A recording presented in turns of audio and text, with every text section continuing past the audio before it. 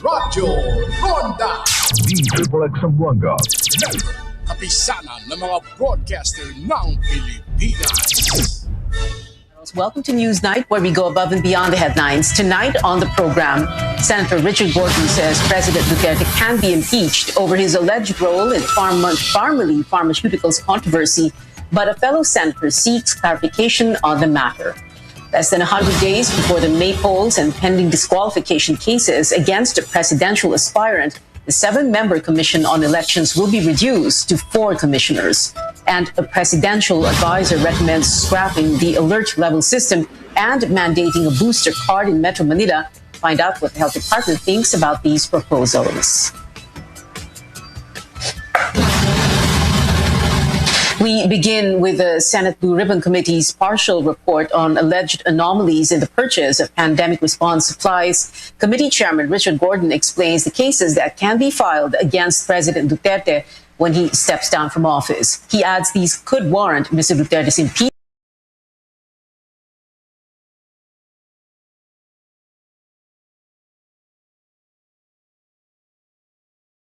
Of charges that can be filed against President Duterte for his alleged role in the Pharmally controversy.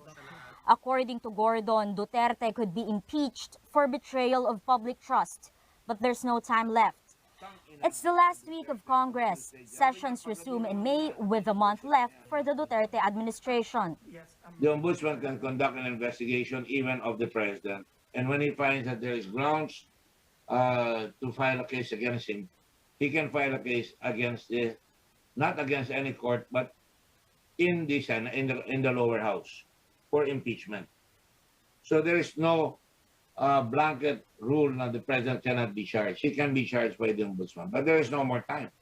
This is why in a partial report released after 18 hearings, Gordon said charges must be considered against citizen Duterte.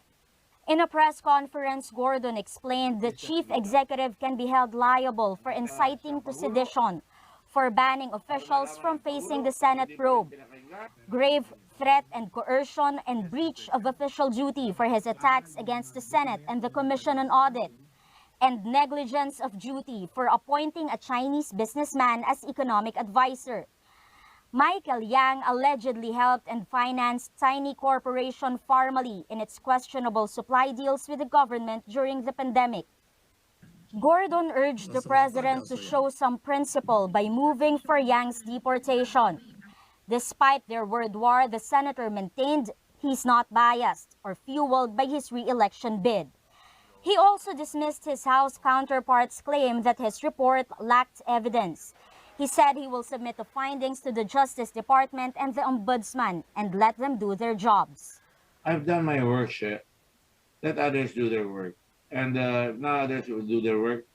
Well, if everybody will join me in a class suit, fine. But I'm pretty sure we have very, very strong evidence beyond reasonable doubt. That's all I can say.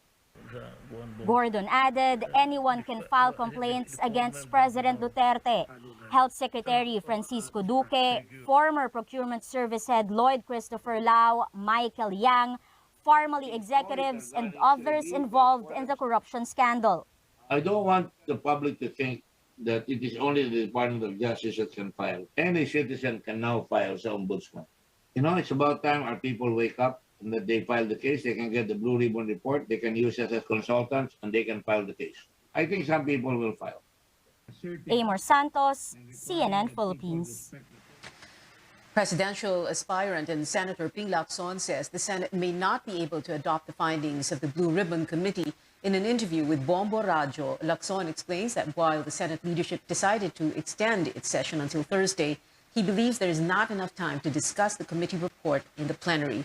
Although he has signed the report, Lacson wants more clarification. Pag-susuri ng aming mga kasamahan. Ako nakapirma na sa committee report pero nag-indicate ako na mag-interpellate ako. Kasi meron akong gustong mga liwanagin. Lalo doon sa yung parang may recommendation yata doon na kasuhan ang Pangulong Duterte ng betrayal of public trust. Malalim na usaping legal ito. Pati yung pagkakaso doon sa lahat ng mga personalidad. So dadaan talaga ito sa, sa matinding interpellation sa floor. Senator Manny Pacquiao says he fully supports the committee report without any reservations. The presidential hopeful also says all findings are true based on the series of hearings and that he trusts Committee Chairman Richard Gordon. Another presidential aspirant, Leody de Guzman, is calling on the Justice Department to immediately act on the Senate panel's recommendation. De Guzman says charges should be filed against all those accountable. Health Secretary Francisco Duque was a no-show at an event in Cebu City earlier today. Last night, he issued a statement saying if the Blue Ribbon Committee's report will be adopted, he will fully cooperate with the court's processes as they have, quote, nothing to hide. Malacanang, meanwhile, has no comment on the Senate panel's recommendations. In a television interview, acting presidential spokesperson Carlo Nograles says it's difficult to talk about a partial report. Besides, he says Malacanang has no official copy so far. But Nograles notes the president has repeatedly told senators in his regular Talk to the People program to file charges against anyone. He adds the president is not protecting anyone.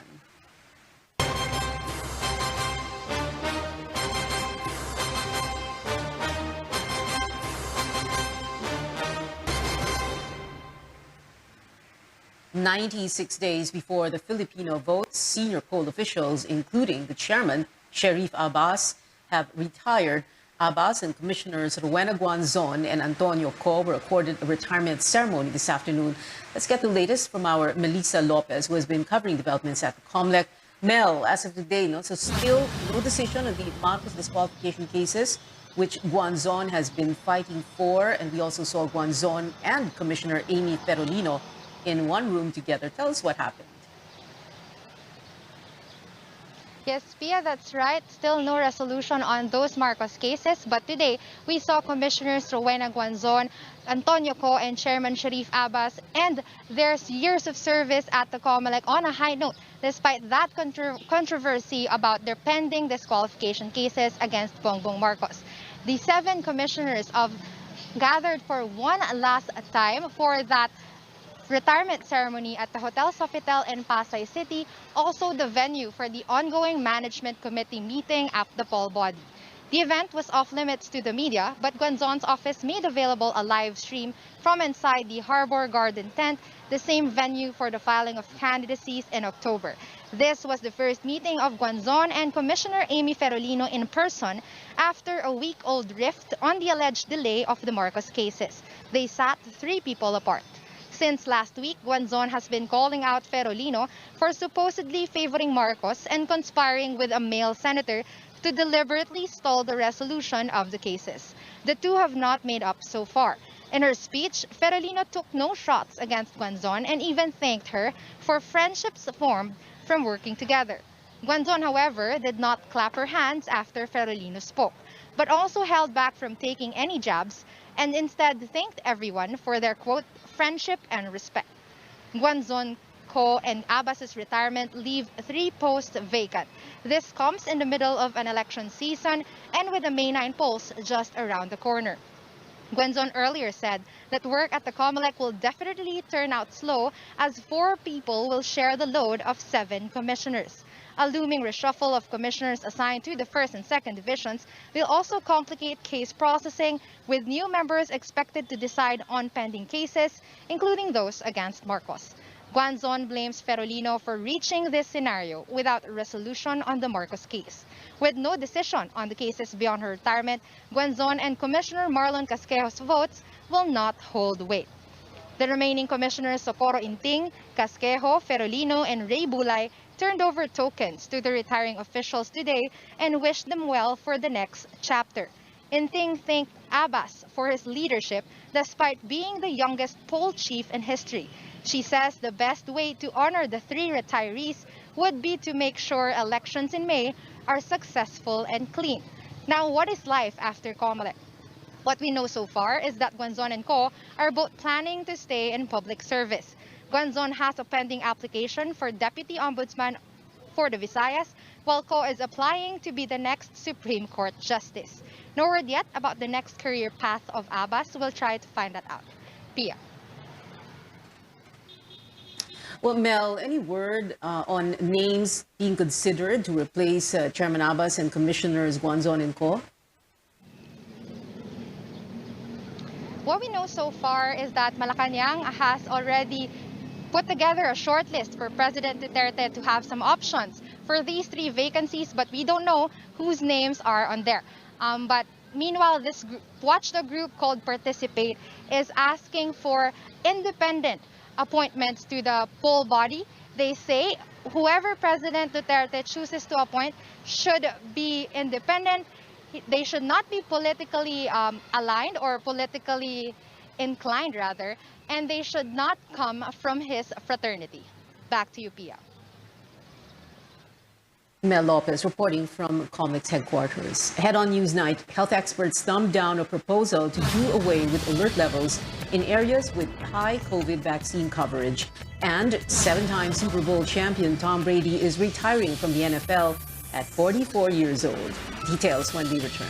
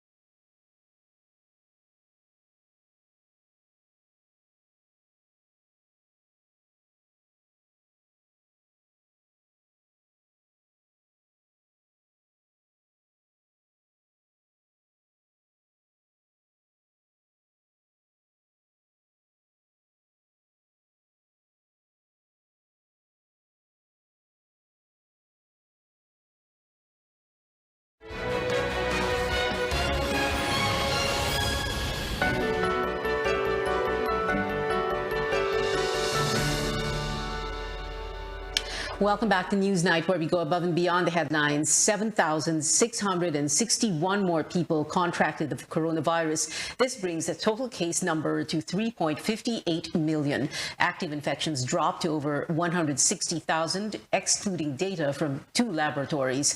Another 43 patients died, nearly 23,400 recovered. The positivity rate, or the number of people with COVID-19 out of those tested, is at 24.8%.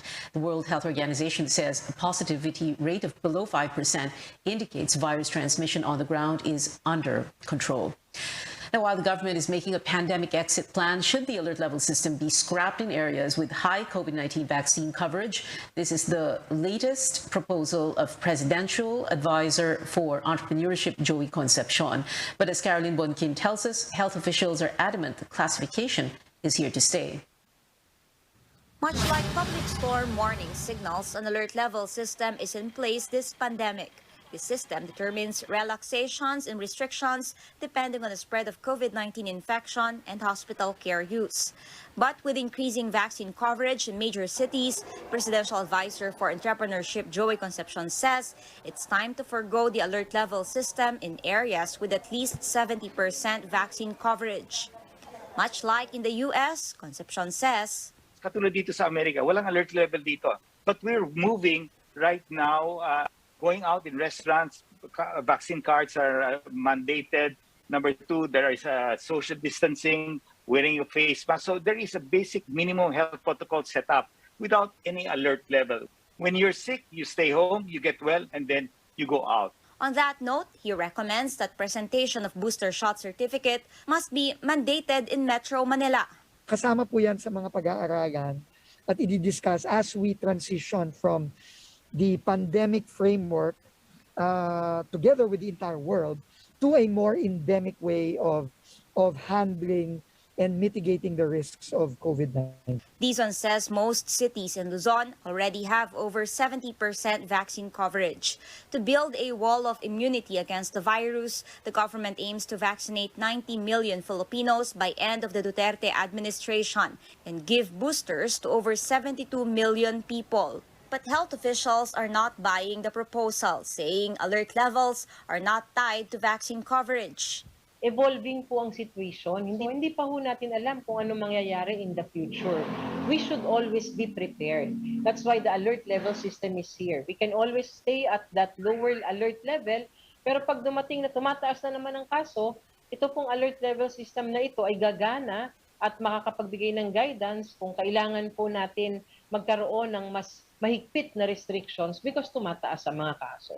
The alert level system is there as a fail-safe na para, kasi kung tanggalin natin sila agad, anong gagawin natin kung biglang mag-spike yung kaso? Inasasarado ba natin? At least yung metrics po natin ngayon, makakalibrate po natin yung response depending on how fast things are going. The World Health Organization reminded countries it is premature to either surrender or declare victory over COVID-19. Caroline Bongkin, CNN Philippines.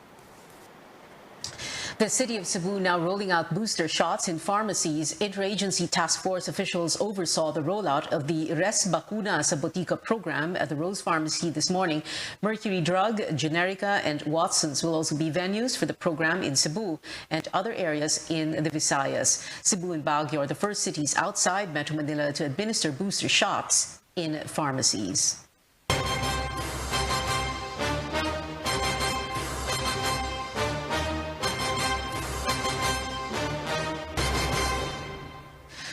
Preparations for the May 9 polls continue with just 3 months before voting day. This morning, COMELEC handed over the flash drives kept inside silver and black metal boxes to the Bangko Sentral for safekeeping. These contain the source codes that will run the May 9 automated polls. The BSP Vault has been the designated storage of the software codes since the shift to automated elections in 2010.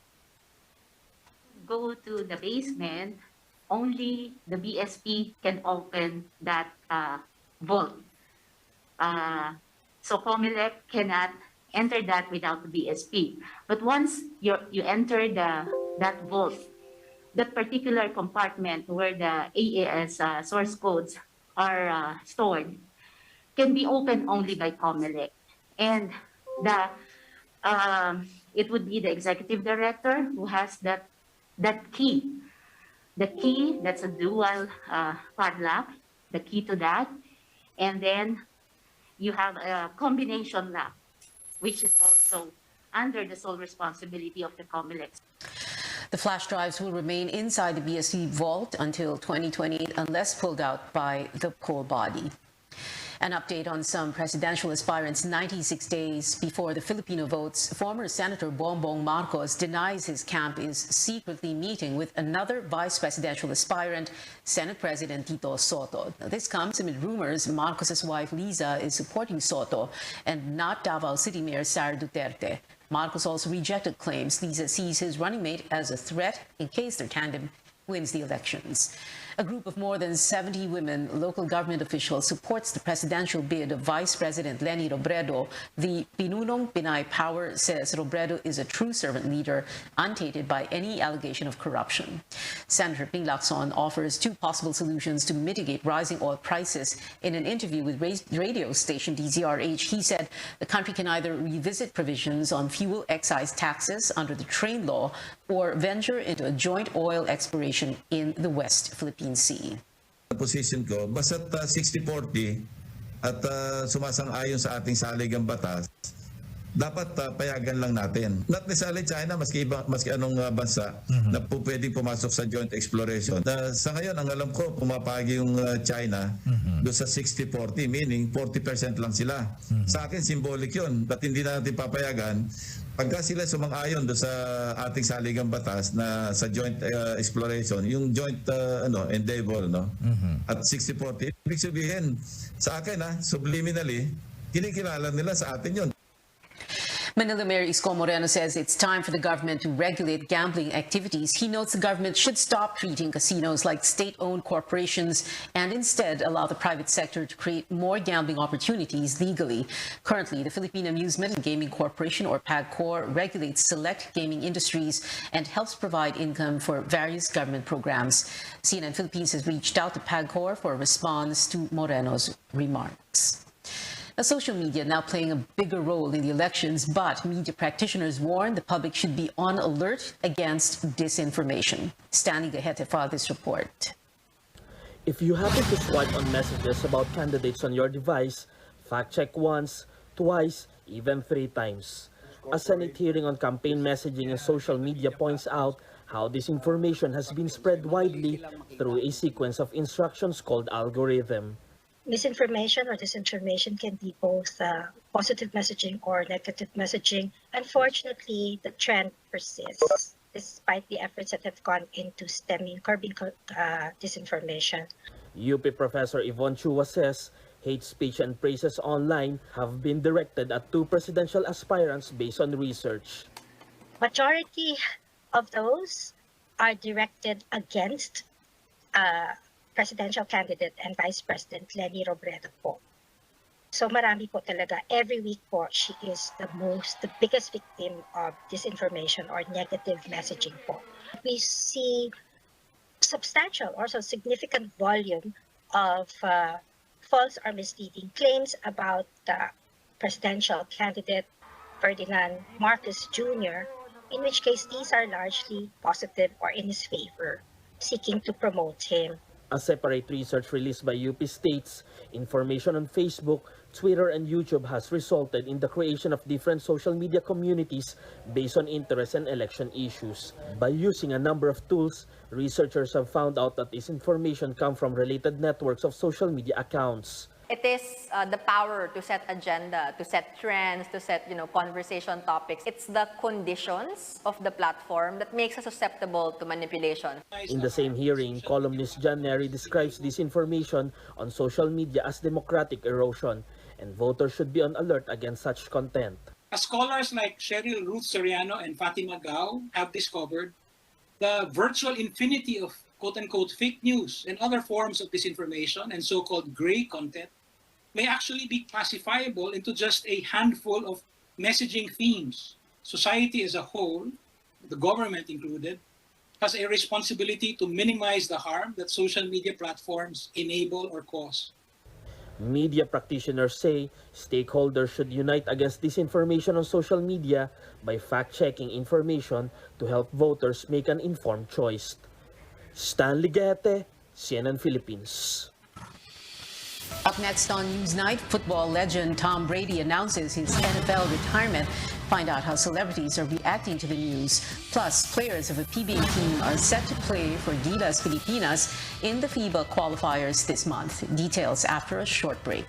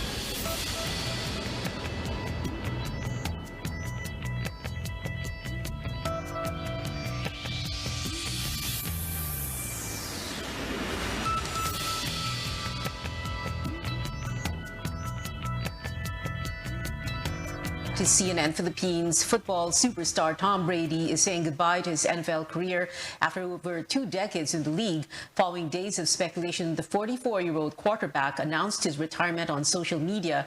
It reads in part, quote, "I have loved my NFL career, and now it is time to focus my time and energy on other things that require my attention," unquote. Brady also thanked his team, his family, and his supporters, among them a number of celebrities who have gone online to congratulate Tom. Dwayne "The Rock" Johnson commented on Brady's post saying, quote, "Go enjoy the next chapter." NBA icons Stephen Curry and Shaquille O'Neal also reacting to the news, with Shaquille saying Tom should play for 1 more year. Former baseball player Alex Rodriguez left a comment calling Tom the GOAT, or the greatest of all time. And back here at home, we might see some players from reigning PBA Philippine Cup champion TNT Tropang Giga join the national men's basketball team this month to fill gaps in the Gilas pool. Coach Chot Reyes has requested to tap some Tropang Giga athletes for the February window of the FIBA World Cup qualifiers. Some Gilas players are unavailable because of activities abroad. Philippine Basketball Association Commissioner Willie Marshall says the league will adjust TNT's schedule in the Governor's Cup, so Gilas will have time to prepare for the qualifiers. The national team will face South Korea on February 24th, India on the 25th, and New Zealand on the 27th. And that is it for now. Join me again on News.ph at 7 p.m. I'm Pia Ontiveros for Newsnight, where we go above and beyond the headlines.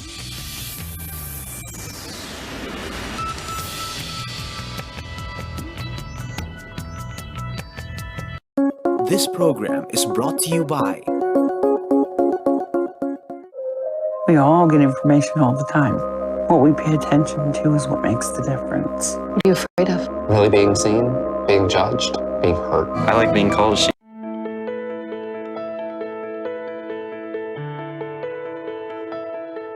For many of us, we never really think much about our gallbladder, like we do our heart or the liver. But the gallbladder has a very important role in our digestive system. It's a relatively small organ located just under the liver. And there's a reason why these two organs sit next to each other. Think of them as the liver as some sort of a factory, while your gallbladder is like a warehouse. Now, the liver produces bile while the gallbladder stores and releases that bile to help break down mainly fats when you eat. You need bile to break down fats, which are actually one of the hardest parts of the food to digest. And when you break down the fats, you transform it into energy that the body can use. Today on the program, we'll talk about how to keep your gallbladder in good health to avoid the likelihood of problems such as inflammation and gallstones. I'm Dr. Freddy Gomez, and this is MedTalk Health Talk on CNN Philippines.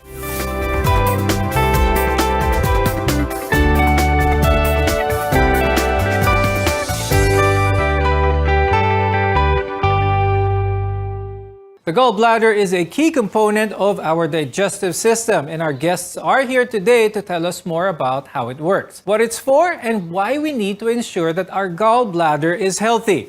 With us is Dr. Catherine Te. She's the Chief of Hepatobiliary and Pancreatic Center in Makati Medical Center and the President of the Philippine Hepatobiliary Surgeons. Also with us is Dr. Ira Inductivo Yu. She is a gastroenterologist from National Kidney and Transplant Institute and Diliman Doctors Hospital and the President of the Philippine Society of Gastroenterology. Now, when someone eats fatty food, your gallbladder receives a signal to react. I'll start first with Dr. Cathy. How does it all work? Please explain to our viewers yung basic functions ng ating gallbladder o ating abdo. Well, technically, the gallbladder is a storage. It's a reservoir. You know, it stores the bile because the bile is secreted in the liver, and then it is 80% of it is stored in the gallbladder. Once we eat, there is some signal that is sent to the gallbladder to stimulate it, and then it will send the bile or push the bile down into the biliary tract to bring the bile down to the intestines for digestion, to help in the digestive process. So technically, it's just a reservoir. But bile has other functions as well. Dr. Ira, let's talk about that next. Some of the other functions ng bile natin. The bile also facilitates digestion of other nutrients, and particularly when it comes to vitamins, it facilitates the digestion and absorption of fat-soluble vitamins like vitamin A, D, E, and K. Now, we keep hearing time and time again to eat healthy, and here are more reasons why. Because certain foods can actually protect and promote a healthy gallbladder. Dr. Cathy, pag-usapan naman natin, what are these gallbladder-friendly foods naman? We know that we need to have a good diet, a balanced diet. And basically, everything that is less fatty will be healthy for the gallbladder. Because when there is an imbalance in the amount of fat, for example, cholesterol, and then the bile salts, when there is a difference in the concentration, that's when gallstones develop. And therefore, foods that are less fatty are the ones that are healthy to the gallbladder. Okay. So that's in a general sense, no? Right. But there are some certain kinds of food, for example, fish, sardines, leafy vegetables, and these are very good food for the gallbladder. Now, when you look at the list that was shown to you, you can see a variety of protein and vitamin-rich food. And these are a mix of food items that can also make you enjoy your meals at the same time. Now, fruits and vegetables are especially full of nutrients as well as fiber. So incorporate these into your diet, not just to keep the gallbladder healthy, but they're good for the overall health of your body. Now, Dr. Ira, pag-usapan naman natin yung mga food items na pwedeng mag-increase ng likelihood ng mga problema sa gallbladder. So what are some of the foods that our viewers should avoid naman? Anything that is very high in fat, anything that is very high in oil, the processed foods, we should try to avoid them. Avoiding this type of food will decrease the likelihood for patients to have gallbladder stones or gallbladder sludge. And if it so happens that you already have the stones there, if you try to avoid, again, oily processed foods, there's now a decreased likelihood for you to have inflammation of your gallbladder. So stay away from them. Stay away from eating too much lechon and sisig, and try your vegetables and fruits. So even if there's a fiesta and the Christmas break is coming, try to control the urge to divulge too much, to indulge yourself too much on fatty foods. Ultimately, we want to avoid gallbladder problems such as gallstones or the inflammation of the gallbladder, and our food choices can make or break that situation. So how do we treat these various conditions? We'll find out when we return. So stay with us on MedTalk Health Talk, only here on CNN Philippines.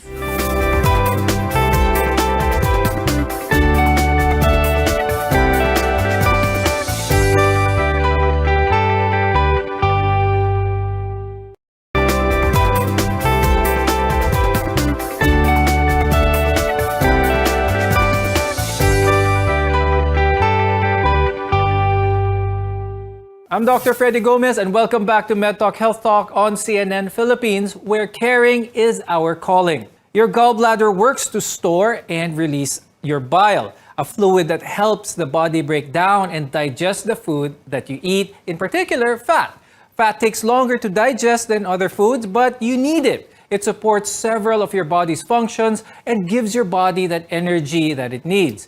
It's in our best interest to keep our gallbladder healthy throughout the food we eat. Dr. Cathy, explain natin sa mga viewers kung ano ba talaga ang mga gallstones.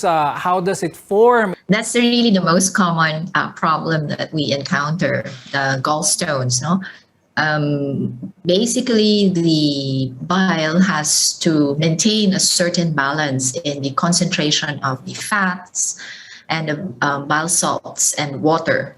So if there is a critical elevation of one component, for example, cholesterol, mataas ang level ng cholesterol, then the formation of cholesterol stones can happen in the gallbladder. Now, another thing that may disrupt this balance that Dr. Cathy mentioned is that of skipping meals. Dr. Ira, is the practice of skipping meals, can this increase the likelihood of one person developing gallstones? Yes, you're right. Apparently, it is. In fact, if you look at the literature, people engaging themselves on crash diets are at higher risk for developing gallstones. So even if this strategy is very effective for weight loss reduction, it has another side to it.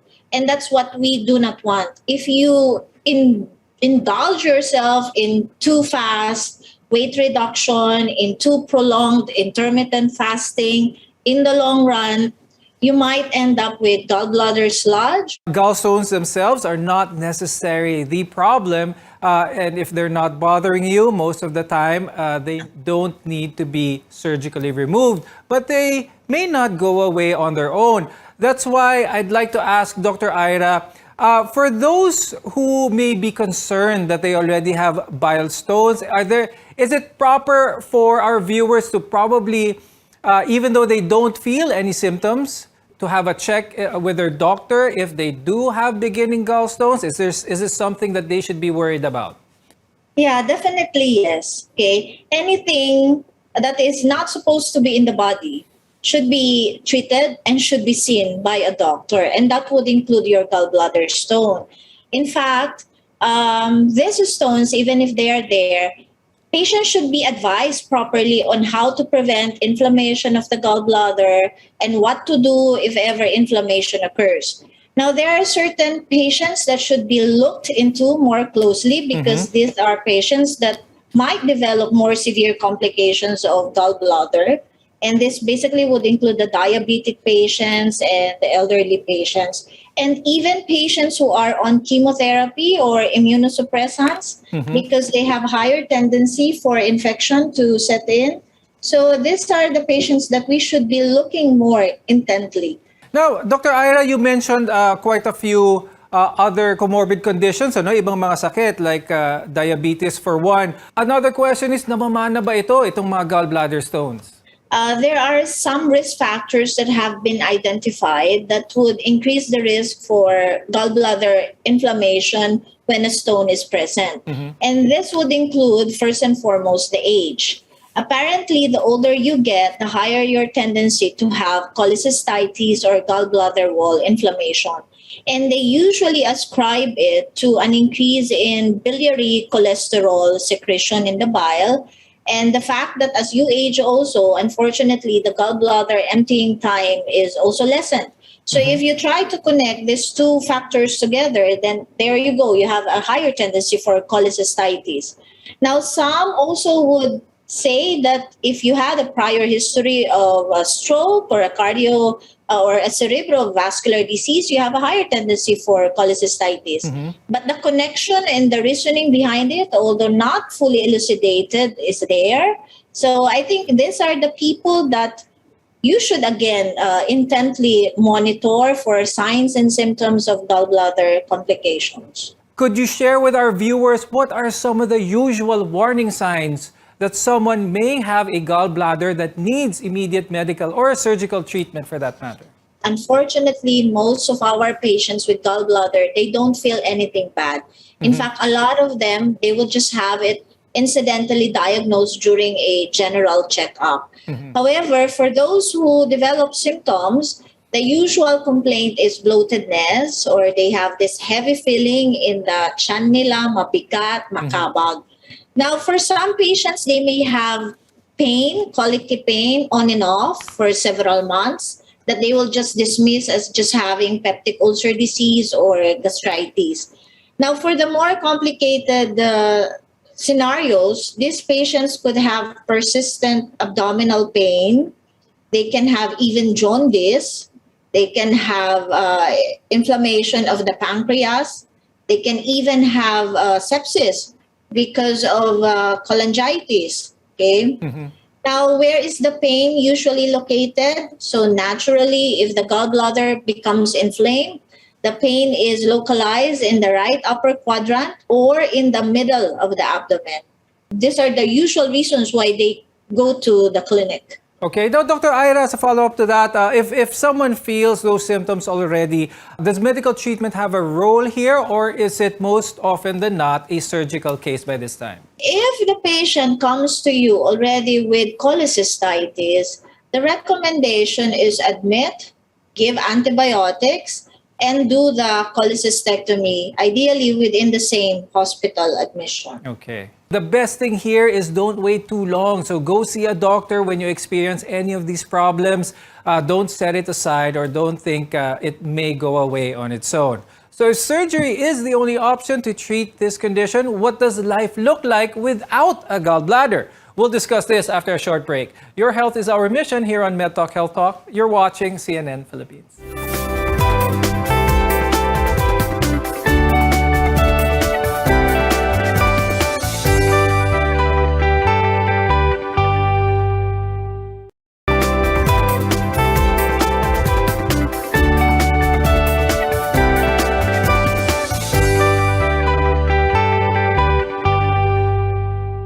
I'm Dr. Freddy Gomez, and this is MedTalk Health Talk, your partner in healthcare. Your gallbladder can be removed if necessary. Now, people without it can live a normal and healthy life. But this means your body isn't able to store bile in your gallbladder anymore because it has been removed. And as a result, some dietary changes are recommended at first to help your body adapt. Dr. Ira, what if someone has their gallbladder removed but still continues to eat a high-fat diet? Are there any further complications that may happen? Just to remind our viewers that eating healthy is definitely a plus. Of course, it's not only the gallbladder that is affected by a high-fat diet. Remember, the liver, can have fatty deposition. In fact, we should eat healthy. We have to really lessen the fat for good health. Fatty liver is now a worldwide. It's a silent pandemic. And our notion before is it's just fatty liver. It will not kill me. But the problem is it's a progressive disease. And for all we know, we might end up with a lot of liver fibrosis or liver cirrhosis. So even if you do not have the gallbladder, even if you're not concerned with gallbladder stone because there's no gallbladder to begin with, you have to take care of your liver. You have to take care of your heart. And there is also such a thing as common bile duct stone. So I think you should eat healthy. Try to lessen the fatty foods. As a reminder to our viewers to always eat healthy because it will not only manage the presence of problems with your gallbladder, but with your liver, your heart, and your whole body in general. Now, I'd like to ask Dr. Kathy, when it comes to problems with the gallbladder, ang problema lang ba ay stones or can infection and inflammation also be a cause for concern when it comes to our gallbladder? And when it comes to the stones, sa gallbladder lang ba sila nakikita? That's very important for our viewers to know because the stones can cause the infection. Now, sometimes there's also what we call as a acalculous cholecystitis, where there's no stone, but there's infection in the gallbladder. So these needs to be treated as well. And the stones, sometimes they're not only in the gallbladder. So if this migrates, the patient can turn jaundice. They will become yellow and they can develop fever. Ito yung tinatawag na cholangitis. So we don't want patients to develop cholangitis, which is infection within the biliary system. Now, before we go, I'd like to ask Dr. Ira, are there any tips that you could share with our viewers when it comes to not just gallbladder health, but liver health as well? Unfortunately, fatty liver is becoming one of the more common reasons now for liver cirrhosis. So we need to stop as early as possible, need to stop this bad habit of eating lots of fatty foods. Second, we need to regulate and avoid too much alcohol consumption. So if you can control your urge to drink alcohol, you have to control it right now. And then, of course, vaccinate. So we need to maximize the opportunity that we have to vaccinate ourselves and our family. We all need it. And then, of course, have your regular checkup.